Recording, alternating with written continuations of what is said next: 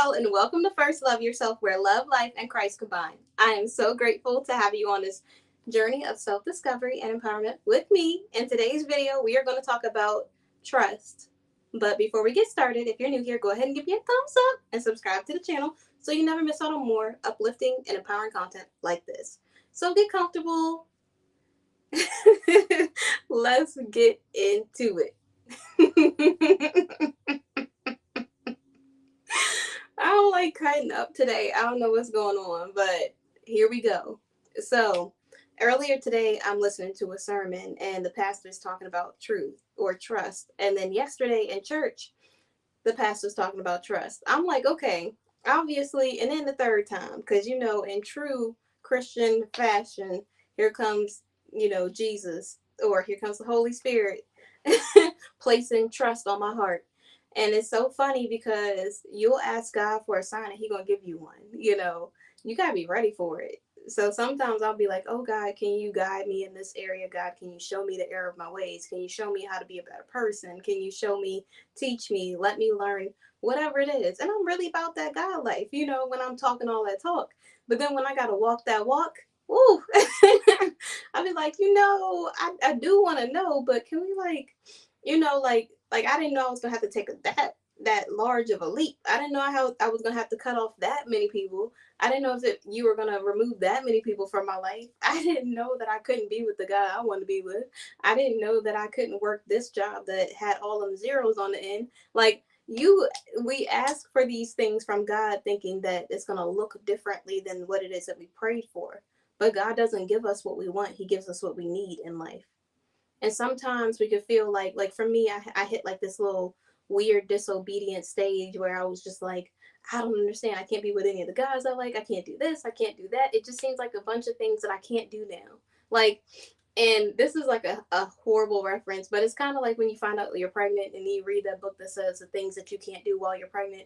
And it's like 250 things. Like you can't ride a roller coaster. You can't do this. You can't do that. And the list goes on and on and on. Like that's how I was feeling on this Christian walk. And and I know a lot of people won't say that, but that's really how I was feeling deep down. I was like, okay, so now I can't do anything. Like, no, you can do things. It's just that you have to change your mindset into what it is that you want your life to be.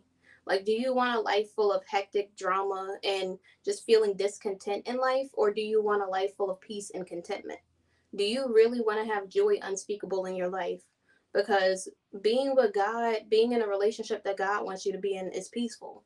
You don't have a whole bunch of drama all the time. It's just you disagree about some things, you communicate like adults, and then you figure it out. It's not a screaming match. You're not fighting. You're not, just making a whole scene. It's you actually being emotionally intelligent. It's you actually being mature. It's you actually finding conflict resolution and trying to do better in life. And it's hard, but it's so necessary. And sometimes we get so used to doing what we want to do in life that we forget that God's way is better. Sometimes we get so used to being in a toxic relationship, we feel like toxic relationships are where it's at, but it's not. Who wants to be treated like that? For real. Like, if you really take a moment and you think this is for men and women, every person watching this video, take a moment and really think who really wants to be with somebody that doesn't appreciate them, who treats them like crap, who literally doesn't care about them in general. Who wants to be with someone who doesn't see you as who you are really are, who doesn't make you feel safe and seen?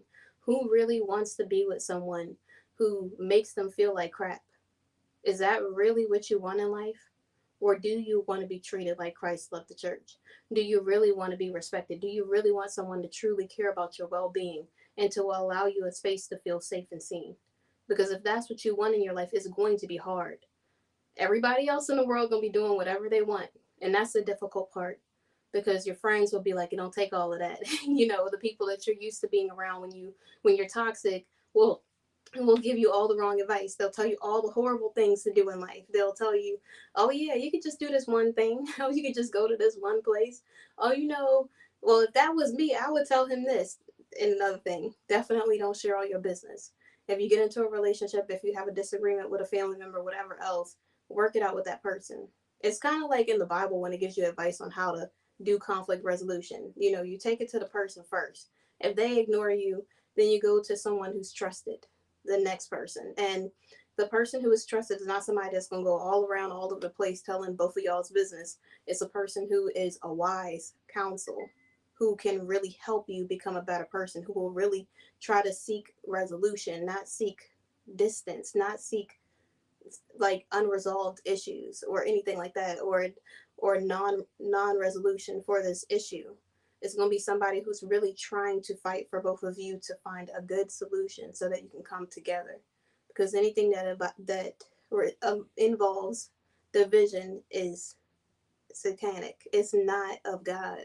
I truly believe that God does not want us to be divided. He wants us to be together because we are stronger together than we are apart.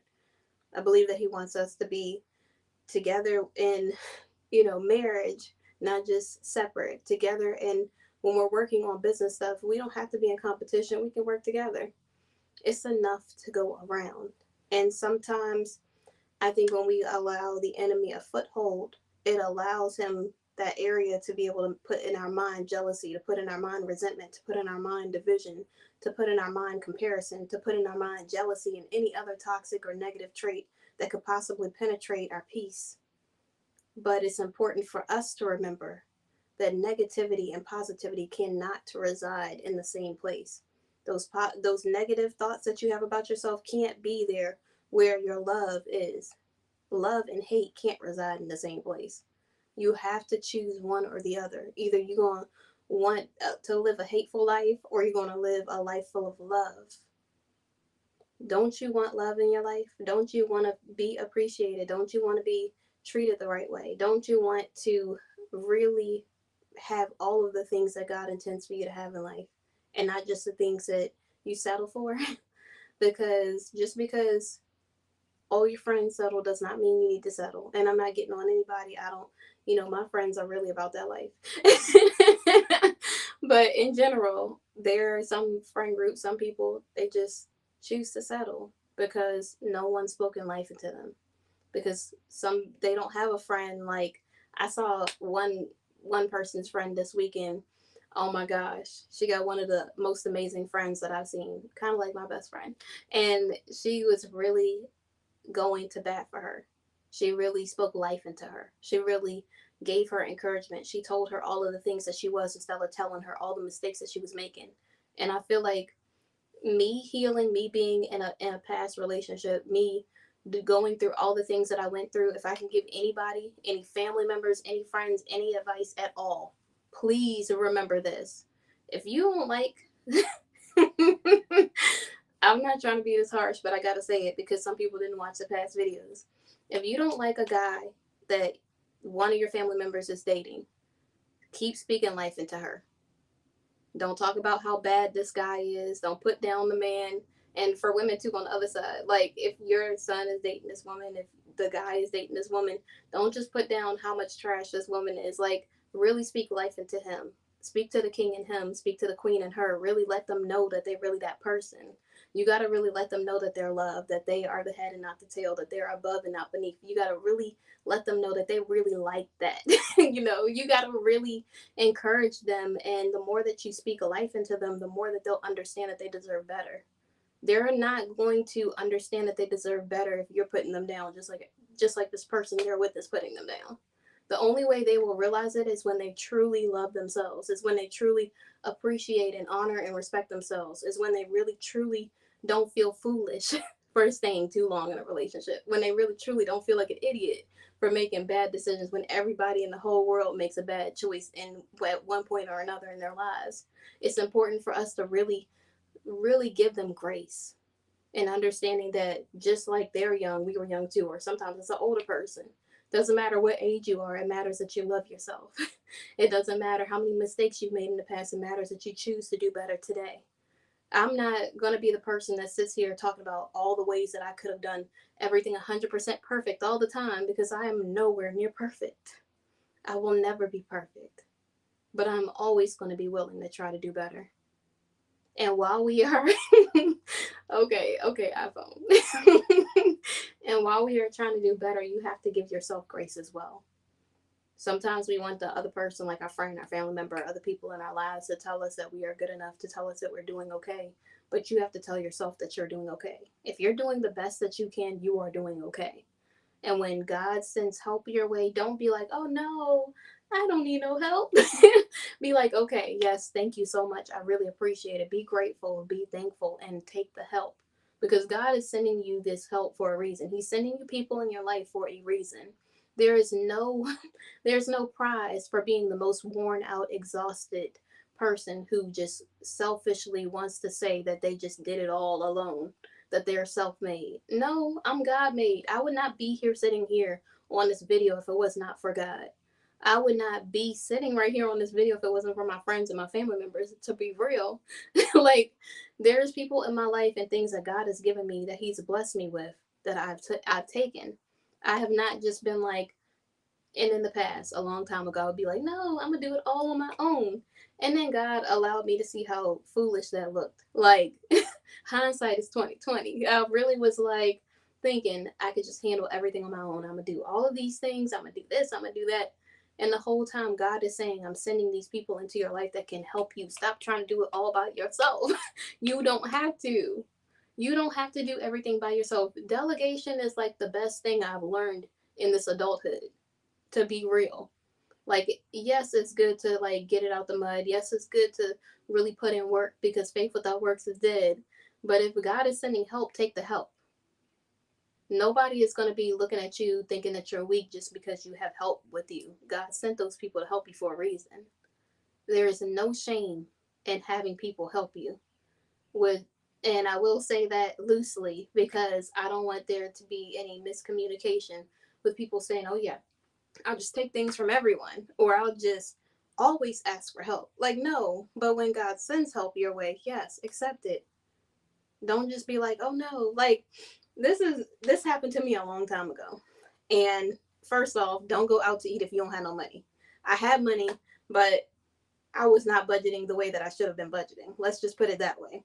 So I go out and I'm thinking, oh yeah, I'm not gonna go, I'm just gonna do this, this, and this, and I'll just spend that for this going out experience or whatever. It wasn't like I ordered a lot. I always get water because, water is really good for you. And I mean, occasionally I might get something else that's like flavored or something, but 98% of the time I always get water when I go to a restaurant. So the only thing I really pay for is food, right? so and I sound cheap, but listen. So when I'm eating and stuff, then one of the people at the table says, "Hey, why don't you let me pay for your food? I invited you here. Let me just pay for this food." And I'm like, no. And this is family. It's not nothing like that. And so I'm like, no, I'm good. And I hear the Holy Spirit, intuition, whatever you want to call it, saying, I done gave you an option out. Like, I know that your decision was foolish and you shouldn't be going out to eat if you ain't got no money. But this is an opportunity for me to be able to help you in this space where you're going to need this money for something else. Take the help. I didn't take it. And so I was like down to the last penny that month. And this was a long time ago, but I still remember it like it was yesterday. And so, and I was like, hmm.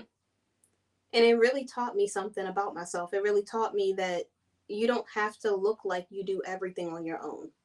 You don't have to just push help away just because you want to be the person that does it all by yourself.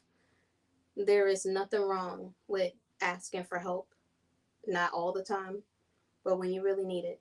There's nothing wrong with taking help when someone asks you if they can help you. It is no shame in that. So just give yourself some grace and really accept the help that God is trying to give you. And when it comes to this trust thing,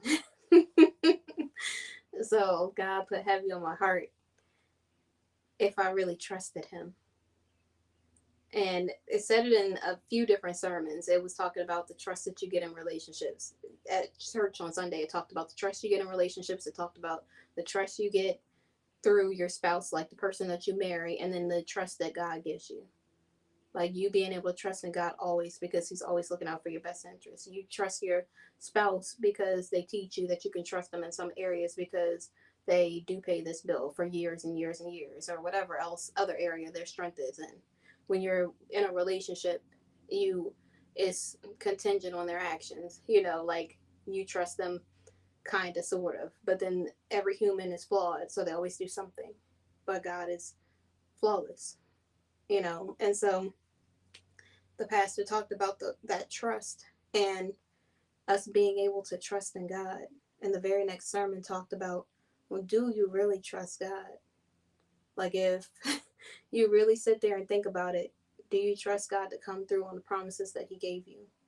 Do you trust Him to do all the things in your life that He said that He would do, or do you just doubt it because you've never seen it before? And then the last sermon talked about, well, second to last sermon talked about faith the size of a mustard seed and how people trust God a little bit because they try to use the excuse, I have faith the size of a mustard seed, when really we need to really trust God with all our heart, with all our soul, with all our mind. And most of the times we don't. Most of the times we think that God is like us, flawed. We think that He's only going to come through in certain instances, that He's really not going to be God. We really act like He can't do immeasurably above anything we can ever ask or think. We really act like He's really not who He says He is. He is the great I am. But yet, when we go through things in our life, we start to say, okay, God, I really wanted this relationship. How can I trust you for the kingdom spouse if you don't want me to be with any person that I like a lot? And it's not that He doesn't want you to be with the person that you like a lot. It's because that's not your kingdom spouse. And you might be saying, well, this job was going to pick me a lot of money and now I got to struggle every month. God, how, I thought you said that I was going to be good. How is it that I'm good? I'm going to be good, and I had an opportunity to make this money and you told me to turn it down. God is still good regardless, because just because He didn't come through the way that you think He is, He always comes through in the way that's unexpected. His ways are not our ways. His thoughts are not our thoughts. We can't lean on our own understanding. We have to lean on His understanding, knowing that even when we don't see how it's going to work out, He is going to come through. We have to know that regardless of what we're thinking in our mind or what the situation looks like, God can make anything possible. All things are possible with God. And as we go through this journey of life, sometimes when we meet people, they can make us feel like that's how God is going to do us. Like God is going to disappoint us. God is not going to really pursue us anymore. God is really going to stop liking us or loving us or caring about us. God is just going to stop wanting to pay attention to us. God is going to stop respecting us. But God will never stop loving you. He will never stop loving us. Sometimes we feel like we're so flawed that how could God love somebody like me? Because He created you. He loves all of His creations. There's nothing that He won't do for you. And no matter what you do, nothing will stop Him from loving you. I know we want to get like beside ourselves and really think that, oh well, I could just do it by myself. I got this. Maybe we got this because God got us. Maybe if we think about it in that way, then we really do got it. And we can really accomplish all the things that we want to do. We can accomplish more. What if we really trusted God so much that it wasn't just for things that we wrote down on the paper? A while ago, I'm gonna try to make this quick because I've been on here for a little while now. But I used to write a paper of the things that I imagined for my life. I would write down, when I first went through the divorce and everything, I wrote down a list of, or not a list, but what I would imagine this man would be like that would treat me the right way, right? And on this paper, this letter that I wrote, it said something like, and I'm just paraphrasing because I don't remember the whole thing, but I was really in my feelings in that moment. I wrote something like, this man is going to love me like Christ loved the church. He will respect and honor me. He's going to treat me so good, and he's not going to stop trying. Even when I'm flawed, even when I'm imperfect, there's nothing that's going to keep him away from me because he's come from God. This man is going to treat me better than I've ever expected that I would ever be treated in my entire life. I took the letter. I don't know what I did with it, but I put it somewhere. But I feel like that's how God does in our life more than that. Like I wrote the letter, but the man that's going to come into my life is going to treat me so amazing. It's going to be unlike anything I could have ever written in that letter, anything that I could have ever even fathomed, anything that I could have ever even imagined in my mind. And that's how to be with your life. Like, I'm thinking, God, I'm thankful for the things, and it's good to be content in the things that you have in life. But don't short God. Like, don't just belittle what God can do in your life, thinking that He can only accomplish the things that you can touch. Because if you could do it, what would you need God for? If you are really trusting in God, know that the things that He can do in your life are beyond anything you could ever imagine. It's going to be so big, so huge, that you can't even imagine how it could happen. And the only reason you'll be able to explain is God. That's the type of life I want to live. I want to live a life where I can't even explain how I get to live this life, how I get to model, how I get to travel, how I get to do all of the things that are I've always dreamed of doing in my life times 10. Like, we talk about relationship times 3 times 10, but imagine a life times 10. Imagine a life so abundant, so prosperous, so amazing that it only could be God. And I don't mean just money wise, I mean a life full of peace and contentment and joy in a relationship and family and with friends, with the people that are supposed to be a part of my life, with the life that I've always imagined that I'd be able to live, that I've always wanted to live. Imagine living your dream life, doing the things that really bring you true joy. That's the type of life you could live with God.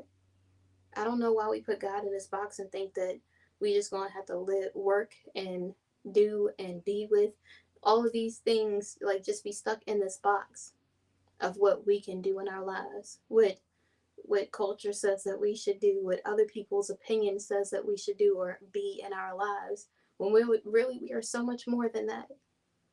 I see a lot of women. I'm gonna try not to cry because I haven't cried in a video in a long time, but I see a lot of women and men walking around and just settling for the bare minimum because they feel like that's the best that they could get in their lives. They go back to someone that didn't treat them really well. They, and maybe I shouldn't say that. Maybe I should just say they settle for someone who doesn't treat them well because it can go across all cylinders. I see them talk down about themselves. Like, I met so many men, so many women in this single season that have all said something about putting themselves down, talking about how they think they don't deserve the best, how they really feel like this is the best that God has for their life. And it really makes me want to cry. You know, it really saddens my soul to see people really feel like this is the best that God has for their life. Like, He really intended for you to just work this job. He really intended for you to never be able to pursue your dreams. He really intended for you to just settle with whoever just because. Like, He really intended for you to talk down about yourself like the way that you do, or get yelled at in the face by somebody, or screamed at, or called a name, or put down. Like, I really truly don't think God would ever intend for us to ever be treated like that. The God that I know, the God that I serve, is full of love. Anything that's not love is not God. And love is not you lusting over somebody, and lust could be so many different things. Love is somebody truly caring about your well being, even if it's not the best thing for them. There's so many people that I was like, oh God, I wish I could be with this person. Thank God He didn't answer my prayers because they're not grace for me. They're grace for somebody totally different. And if God would have given me that, He would have given me something that I wanted and not something that I needed in my life. Sometimes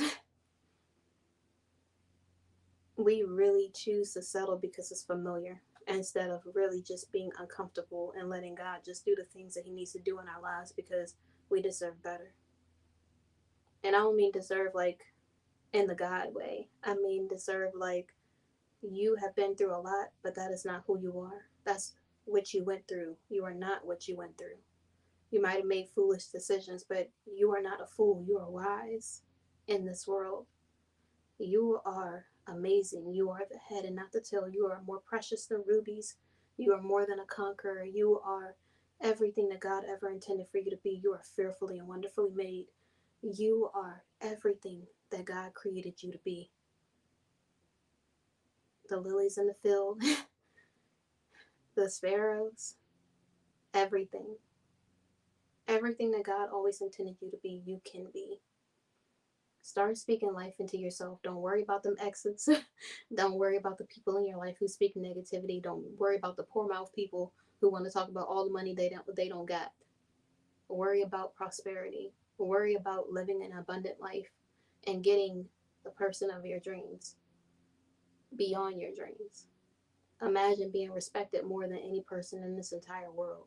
Imagine being honored. Imagine being appreciated. Imagine someone really caring about your well being. Imagine having the life that you've always wanted and getting out of your own way. Just letting God come in and do what He needs to do. That's the type of life you can live when you truly trust God. That's why you should always first love yourself. Bye.